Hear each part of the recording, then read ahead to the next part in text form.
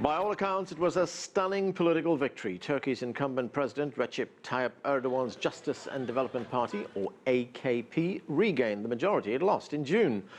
But with victory comes challenges, and Turkey faces a number of them, both within and outside its borders. Later, we'll talk with two Turkish journalists covering the country, but first we turn to CCTV's Natalie Carney in Istanbul. Natalie, take us through some of those issues, and should this election victory be seen as an endorsement of Erdogan's policies?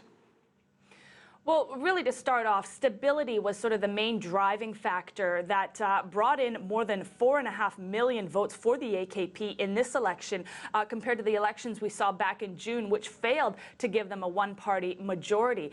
Within that last 5 months, we've seen renewed fighting between the PKK, the Kurdish separatists, and the Turkish state. Remnants of the 30-year brutal civil war here in Turkey between those two parties are even further fueled by the instability and the Kurdish activities along Turkey's border with northern Iraq and northern Syria.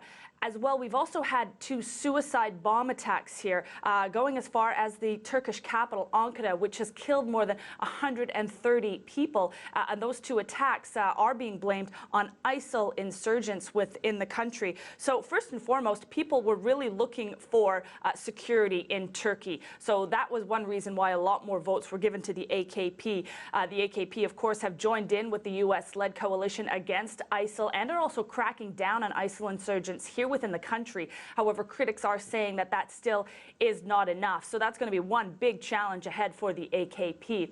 As well, the refugee situation is certainly a challenge going forward. Turkey has long had an open-door policy, allowing refugees to come in freely.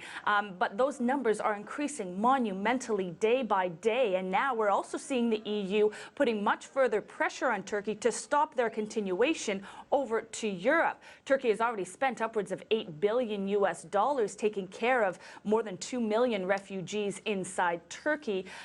And again, those numbers are just continuing to increase. Let's not also forget the economic losses as far as lost trade, lost FDI, and lost tourism. So again, the economy too is going to be a huge challenge for the AKP going forward. And we should also probably address the issue of human rights and media freedoms here in the country. The AKP have cracked down on opposition voices and opposition press.